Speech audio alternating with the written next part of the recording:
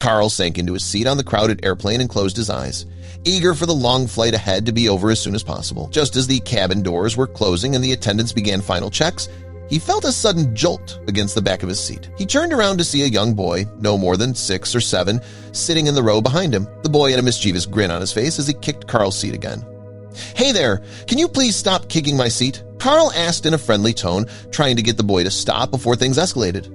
The boy's mother sat next to him, completely absorbed in her magazine, oblivious to her son's antics. She did not look up or reprimand him. The boy's grin widened as he geared up and delivered another firm kick to the back of Carl's seat. Carl clenched his jaw in frustration. This was not how he wanted to spend the next 5 hours. He contemplated alerting the mother, but hesitated to cause a scene. The plane accelerated down the runway, and the repeated kicks continued, each one making Carl's seat lurch forward. He took a deep breath and braced himself for the inevitable next jolt, realizing this was going to be a very long and uncomfortable flight. But before we start, smash the like button and make sure to subscribe if you haven't, and hit that notification bell so that you won't miss any new stories. Just hours before, Carl had been completely at peace and in a great state of mind. He had arrived early at the airport after a brief business trip in Boston. The last couple of days had been a whirlwind of meetings and presentations. As a senior project manager in a leading tech firm, he was no stranger to the pressures of tight deadlines and high expectations. This trip had been especially crucial, involving negotiations with potential clients that could make or break their quarter's targets. During the day, he navigated through back-to-back meetings, each requiring his utmost attention and expertise. Evenings were no less hectic, filled with networking events and late-night strategy sessions with his team. Sleep was minimal and restless, his mind constantly buzzing with data figures, project timelines, and potential client queries. Despite the exhaustion, Carl felt a sense of accomplishment. He had successfully secured a promising deal, a testament to his hard work and perseverance. It was these moments of success, brief and far between, that reminded him why he endured such a demanding career. Now, waiting at the gate of the airport, he craved nothing more than to unwind, process the events of the trip, and mentally prepare for the upcoming challenges. He had planned to use this flight as a much-needed break, a brief period of disconnection from the relentless pace of his job.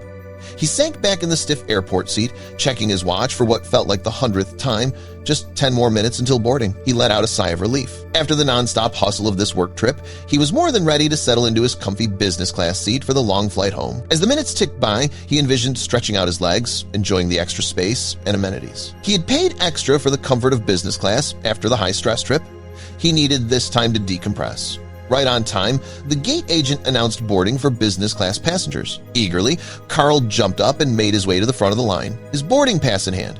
Just a few more steps, and he would be relaxing in his seat, unwinding with a drink in hand. But as he approached the desk, the gate agent gave him an apologetic look.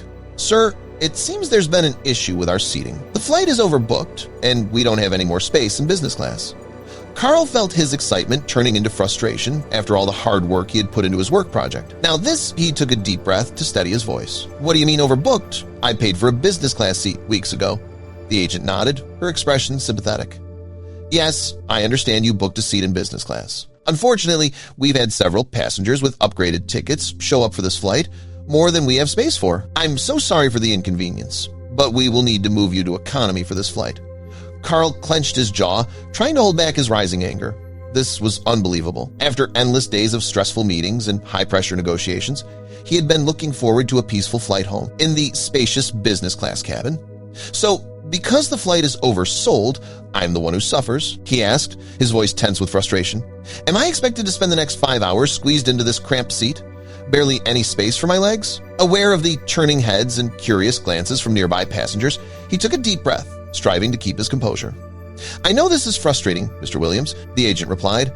"As compensation, we can offer you a full refund for the difference in fare between business and economy, as well as a voucher for a future flight."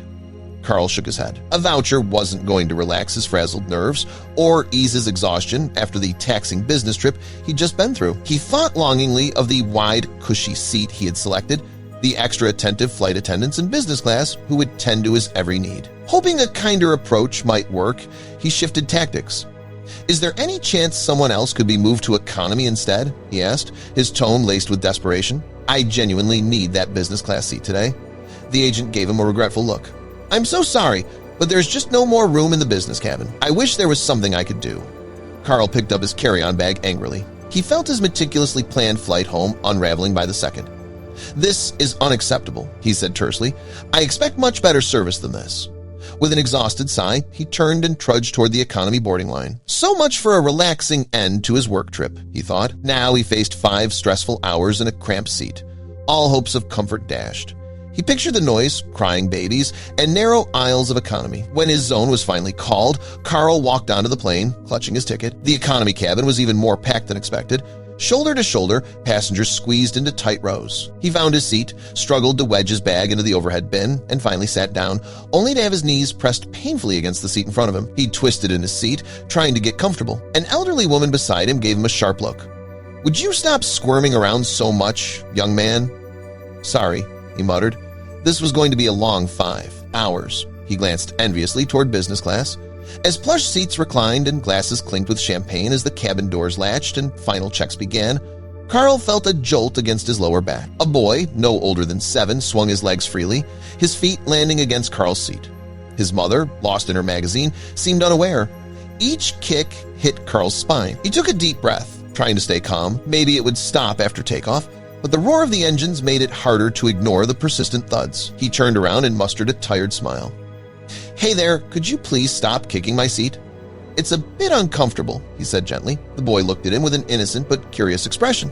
Carl returned to his seat, hopeful, but no sooner had he turned than a firm kick landed again. The boy grinned wider and resumed his steady rhythm as if drumming with his feet.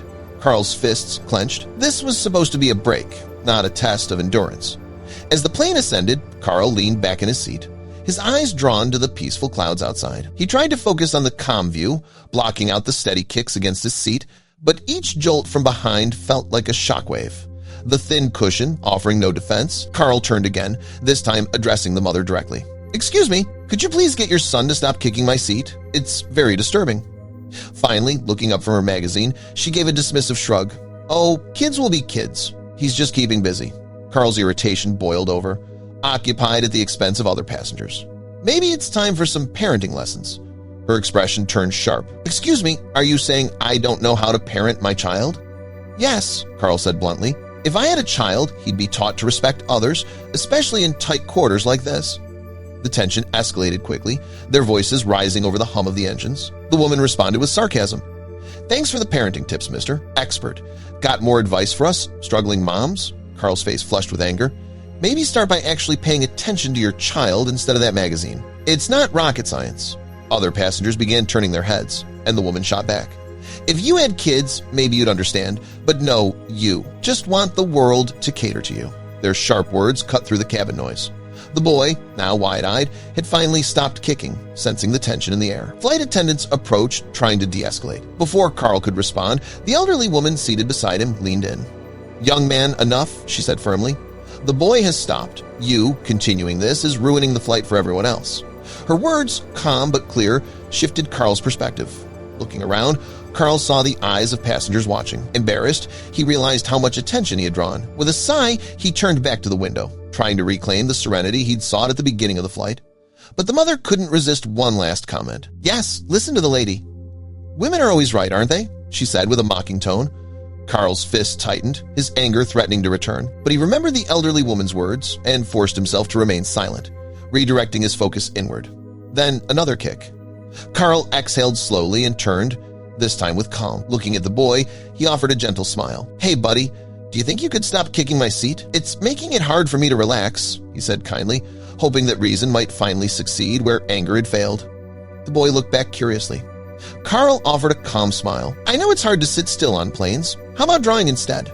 I've got a pencil and notebook." As he reached for his bag, the boy's mother leaned over. "Excuse me, don't speak to my child without my permission," she snapped. Caught off guard, Carl replied, "I was just trying to," but she cut him off again. "Talk to me, not him." Carl, holding back frustration, nodded and turned away. He had genuinely tried to help, and now even that effort had been shut down. Something in Carl snapped. If she wouldn't stop it, he would. He formulated a plan. Waving down a flight attendant, he asked for a cup of ice-cold water. When it arrived, he held it quietly, waiting. Another kick landed hard. That was his cue. Feigning surprise, Carl jerked forward and accidentally tipped the cup backward. The freezing water splashed onto the mother, soaking her and lightly hitting the boy as well. She gasped, her magazine slipping to the floor. "I'm so sorry," Carl said, quickly. "I got startled by the kick," she stammered, stunned, while Carl added, "It's hard to hold things when your seat is kicked repeatedly." Reactions from nearby passengers were split. Some nodded in sympathy, understanding Carl's frustration. Others whispered disapprovingly, catching fragments like "a grown man" and "unbelievable." The boy's mischievous grin had vanished, replaced by silence and a flicker of regret. Flight attendants rushed over with towels, asking if everything was all right. Carl replied calmly, "Just an accident." The mother, now embarrassed, avoided eye contact. The boy didn't kick again. The cabin settled into quiet for the remainder of the flight. Carl finally had peace. As the plane descended, he gazed out the window, feeling satisfied. His plan had worked, the kicks had stopped, and the disruptive duo had learned a lesson. But a small pang of doubt crept in. Had he overreacted? He had certainly disturbed the flight, just in a different way. Still, he reassured himself. They had started it. He had simply ended it creatively and effectively. As the plane landed, Carl gathered his things inside. He hadn't gotten the restful journey he hoped for, but one thing was certain. Next time, he'd book first class, no matter the cost.